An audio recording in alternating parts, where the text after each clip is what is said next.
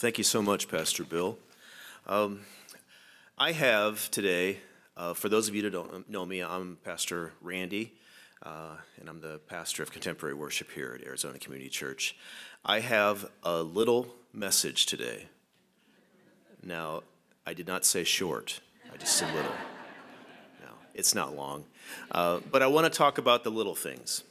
The little things in our life that God uses so often to make a big difference for Him and for His kingdom. I first have a question for you. Was anyone else dumb enough besides me to go to the mall yesterday? Day after Christmas, a couple people. My wife and I were there. It took us, 10, 15 minutes to find a parking spot. I got to thinking about my message, and I was thinking about what would it be like if I walked into every store in the mall and say we went into Macy's, and we go into Macy's and the salesperson meets us at the door and we say, "Hey, day after Christmas, what's on sale?" And the guy looks at us and goes, "Hardly anything. Actually, this is probably the smallest sale we've ever had. I don't even know why they advertised it. There's hardly anything on sale." It's just the opposite, isn't it? Everything in our culture is big.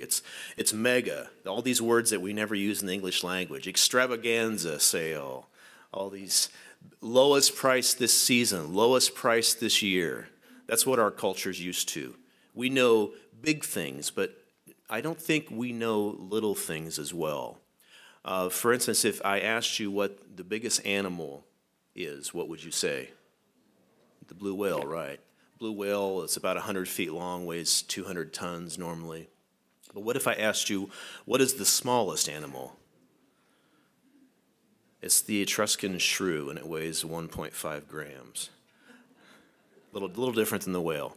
What about the largest tree? Sequoia, right? What about the smallest tree? It's the dwarf willow. It's found in Scotland, and it's normally about 2 inches tall. So we usually know a lot about the big things, but we don't know the little things. And so often God uses the little things in our lives for a big difference for His kingdom. Actually, we're in a church, and it's pretty full in here. Is this the average church size in America? No, actually, the average church size in America, last I saw, was about 75 to 100 people. When we think of ministry even, we think of big. We think of these mega churches. But actually, ministry by its very nature is not big. As a matter of fact, ministry comes from the Latin word minister. And that word itself, minister, is derived from the root word that means small things. Think of like the word minuscule.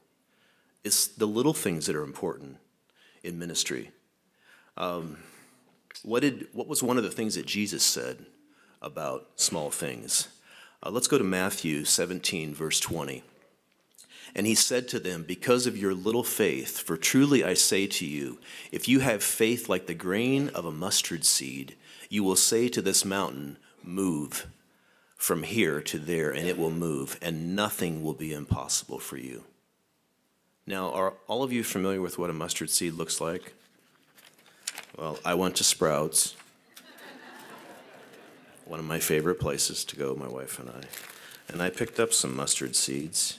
Now, this is a yellow mustard seed, and I'm sure there's no way that you can see that. Now, obviously, this was an example Jesus was using, but the point is well made. If we have faith like this, nothing will be impossible for us. Bigger is not always better, and it is usually the little things in your life that are going to make the biggest difference.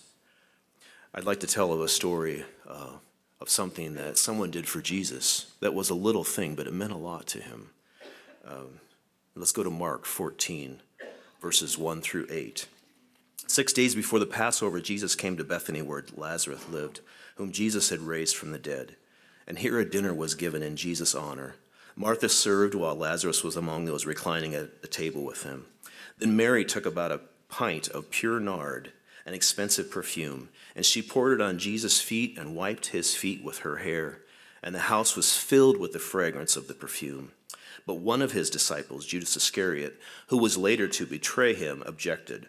Why wasn't this perfume sold and the money given to the poor? It was worth a year's wages. He did not say this because he cared about the poor, but because he was a thief. As keeper of the money bag, he used to help himself to what was put into it. Leave her alone, Jesus replied. It was intended that she should save this perfume for the day of my burial. I love this. You will always have the poor among you, but you will not always have me. It meant a lot to Jesus that someone had showed compassion and done something like that for him. I was going to name this message, You Just Don't Realize What You've Done, but that was kind of long for the bulletin. But it reminds me of a movie, my favorite, since we're just got done through Christmas, my favorite movie to watch every year is It's a Wonderful Life. Does anyone else know that movie? I love watching that movie. Not everyone raised your hand, so I get to tell the story real quickly. The story is about a man named George Bailey, and he grows up in this sleepy little town of Bedford Falls. And George, his whole thought throughout his entire life growing up is he can't wait to get out of this town and go see the world, he says. Well, it never happens. It never happens because his dad passes away. He has to take over his dad's building a loan company, and he gets stuck in the town. He ends up marrying a wonderful woman, and they have children, but he never feels like he lived out his dreams. Didn't feel like he amounted to anything. And he runs into a bad patch in his life, and he decides that he'd be better off if he had just never been born. And so Clarence, his guardian angel, he grants him that wish. And so George actually gets to see what Bedford Falls will be like without him ever being born. I think we have a clip of the movie. This is at the gravesite. Are you sure this is Bailey Park? No, I'm not sure of anything anymore. All I know is this should be Bailey Park. But where are the houses? You weren't here to build them.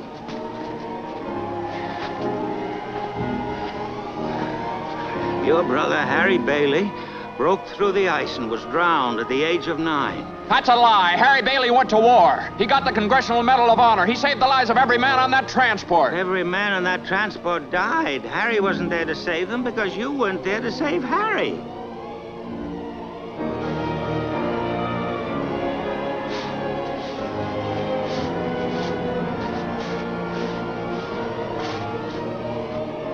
You see, George, you really had a wonderful life. Don't you see what a mistake it would be to throw it away? Clarence? Yes, George? Where's Mary? Oh, well, I can't... I don't know how you know these things, but tell me, where is she? If you know where she is, tell me where my wife is. I'm not supposed to tell. Please, Clarence, tell me where she is. You're not going to like it, George. Where is she? She's an old maid. She never married. Where is Mary? Where is she? Where is she? She's just about to close up the library. Oh, there must be some easier way for me to get my wings.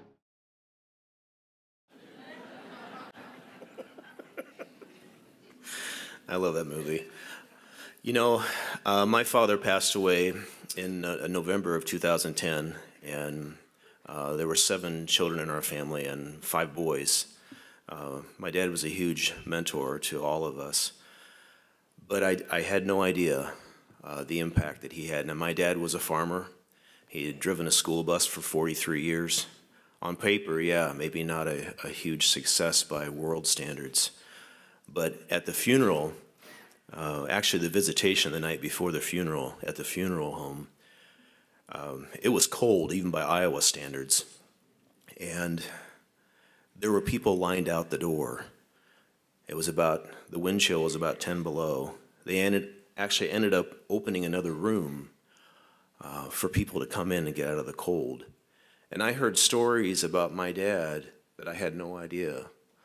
Acts of kindness that my dad and my mom had done for people, friends of ours, family members, neighbors, even strangers that they had worked with. My dad was always so involved at the church. I heard stories when we did the funeral at the church from the church I grew up in. I had no idea. And it finally got to a point, my younger brother looked at me and he says, Melvin was like a modern-day George Bailey, because all these little things that he had done, that I'm sure at the time he thought nothing of it, but it touched people, and it made a difference. It made a difference in these people's lives. Colossians 3:12 is a very powerful scripture to me, and it's always a constant reminder of how we should be living our lives. It says, since God chose you to be the holy people that he loves, you must clothe yourselves with tender-hearted mercy, kindness, humility, gentleness, and patience. I think about this scripture sometimes when I put on my shirt in the morning, and I think, are those things, tender-hearted mercy, kindness, humility, gentleness, and patience, as evident to people visibly as what my shirt is? And I know it's not.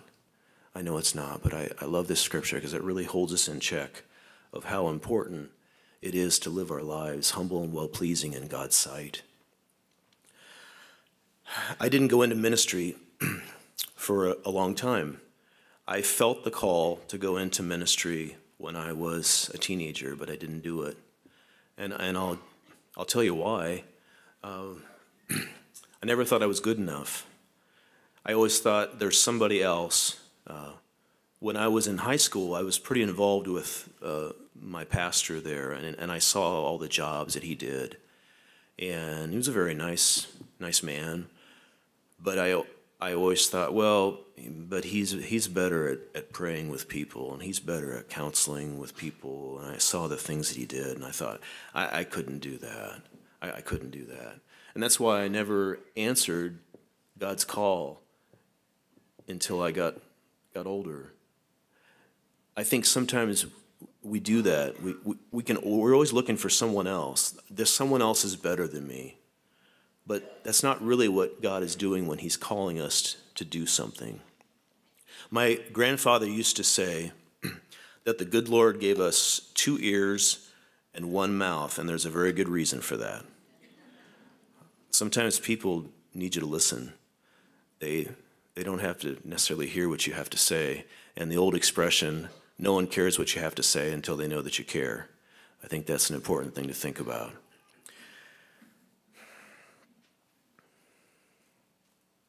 Am I the only one in the Bible that has felt this way? Am I the only one that has not done what God told them to do? There's a lot of examples in the Bible. One of my favorite ones is found in Exodus, and it's Moses. Moses pleaded with the Lord, "Oh Lord, I'm not very good with words. I never have been, and I'm not now, even though you have spoken to me. I get tongue-tied, and my words get tangled." That doesn't sound like the Charlton Heston 10 Commandments type of character, does it? I love the way the Lord answered Moses. Then the Lord asked Moses, "Who makes a person's mouth? Who decides whether people speak or do not speak, hear or do not hear, see or do not see? Is it not I, the Lord? Now go, and I will be with you as you speak, and I will instruct you in what to say." Rick Warren, in his book, What on Earth Am I Here For?, tells a story. There was one time he was at Saddleback Church, and it's a pretty big place, and he was working on a message, and he didn't think anyone was in there. And way in the back, he heard this faint sound. It was like, like that, and like 5-10 seconds would pass, like that. And he's thinking, what is that? So he finally goes to investigate. And way towards the back of the church, he finds a guy on his hands and knees, and he's got a little portable pencil sharpener. And he's going from pew to pew, sharpening those pencils. And he gets to talking to the guy, and he says, "Do you do this all the time?" He says, "Oh, yeah, Pastor, I do it every week. I do it every week before we start the services because I want to make sure that people have pencils to write with, to fill out their Connect cards. Now, that might seem like a small job, but it's really not. Because what if someone needs a pen or a pencil to fill out a Connect card to come to Christ, or to get connected with the ministry, or they fill out a card saying they need someone to pray with them, or they need to connect with the church? A very small job can turn out to be a very important thing for God's kingdom. I'd like to invite my wife up here now. She's going to tell you a short story of a time that a little thing at her place of work God used to open a door for her to share her faith with someone. Would you invite Melissa up here, please?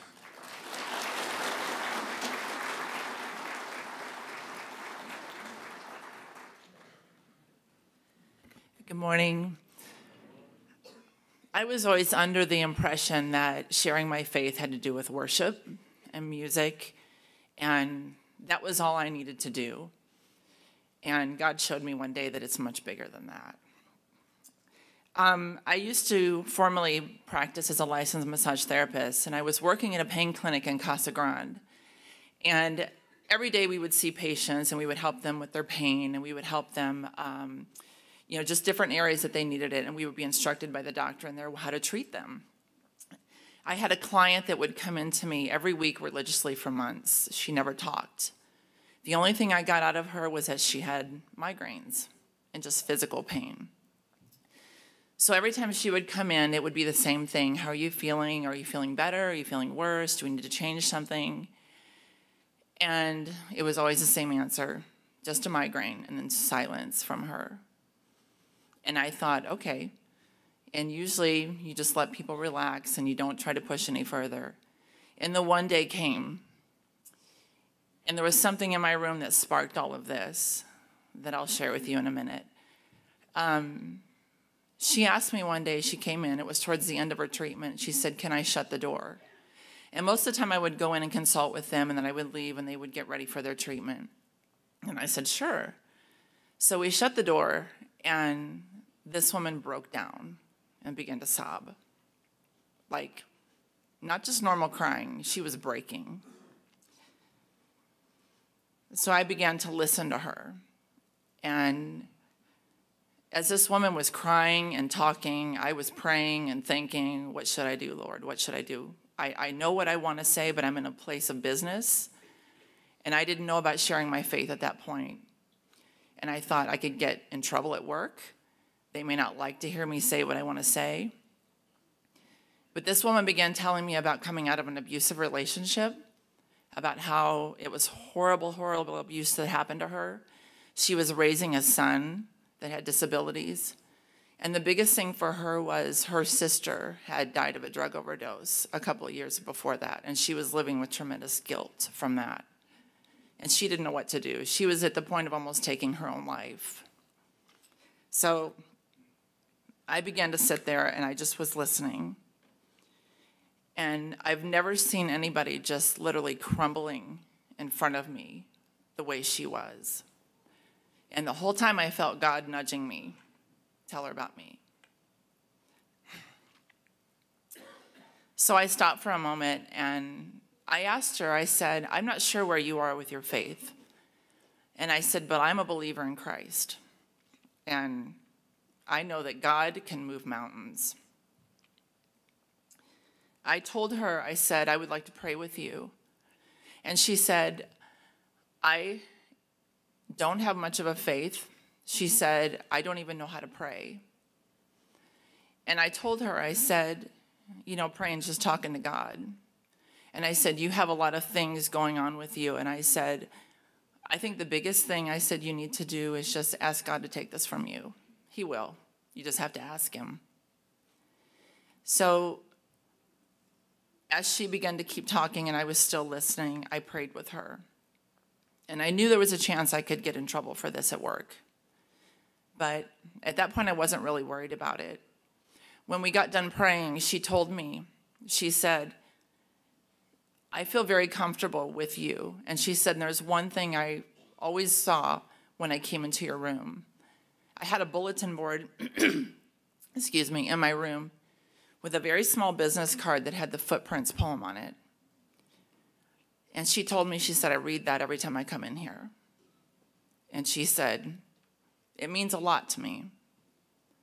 For me, I saw that poem every day when I came in. I took it for granted, and I never thought it even reached anyone. But in case you're not familiar with that, that poem goes that in the sand, there's always two sets of footprints. And it's God walking with you through everything in your life. And at the very end of it, it comes to a point where there's only one set of footprints. And the person in the poem says, God, why did you leave me? I've only saw one set of footprints. And God tells that person, it was at those times that I carried you. And for something so small that changed someone's heart like that, made a huge difference for me because I took it for granted. Her treatment ended, and I didn't see her for a couple of months. But after sitting and praying with her, I got a phone call one day, and she told me, I want to come talk to you. So she did. She came in, and she looked like a different person. She wasn't the broken woman that I saw. She had a smile on her face. She was getting her life back together. And I know that I probably planted a seed with her, but I know it's God that changed her. She told me, she goes, my life is so much different now, and I've been doing what you said. I've been asking God to take this from me. And she said, he's working on me. And I'll end with saying this, that sometimes you don't know. You don't know what you might say or someone might see on you that might change how they feel, change their heart. God changes hearts, and when he moves, it's huge. And for me, I chose to share my faith at that point, even though I was worried about my job, because I thought I've been given the greatest gift of Jesus. Why wouldn't I share that? Thank you.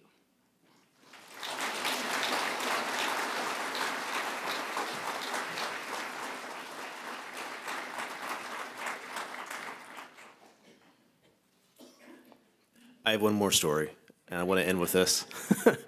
It's a great story, and then Pastor Bill will come up and we'll facilitate communion. The year's 1934, and the town is Charlotte, North Carolina, and there's an old town gospel revival going on in the town. The preacher is a preacher by the name of Mordecai Ham. He's a pulpit-pounding, fire and brimstone kind of preacher. And the place is packed. And there's two teenage boys that arrive there late, and one is a lanky 16-year-old kid. They start walking down the aisle to sit down, and there are no seats available. So they turn around to leave. Well, unbeknownst to them, there's an usher that's way down towards the front, and he's been seating people all night. And he spies those teenage boys as they walk in. And when he sees that they turn around to leave, he goes after them, and he catches them just before they go out the door. And he says, hey, guys, don't leave. He says, I've got a couple seats for you down front. If you don't mind sitting way down front, he says, I've got a couple seats. Don't leave. Stay. So they agree to stay. And they stay for the message, and both those boys came to Christ that night. One of those boys, I know you'll recognize him. Why don't we put his picture up on the screen? You know, it's in 2008, it was estimated that Billy Graham's lifetime audience, this is including radio and television broadcasts, topped 2.2 billion, that's with a B. 2.2 billion people. That means that approximately 2.2 billion people have heard the gospel from Billy Graham's mouth. That's hard to wrap your mind around. And it's hard to wrap your mind around it when you think that it started with a little thing that an usher did. God can use little things to make a huge difference for his kingdom. Thank you for listening.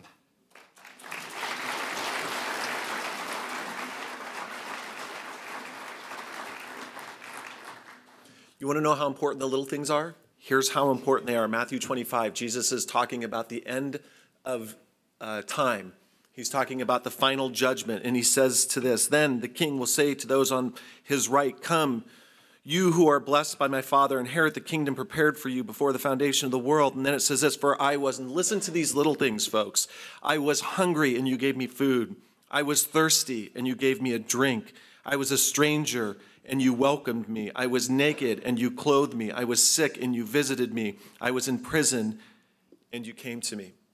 It is the littlest things often that make the biggest difference. Don't forget it. Keep sowing good seed and watch God do great things. We're going to invite the ushers to come forward now. And as they do, Randy's going to be playing for us. And just spend some time with the Lord. Ask him to keep you faithful in those little things. Don't give up, not to lose heart.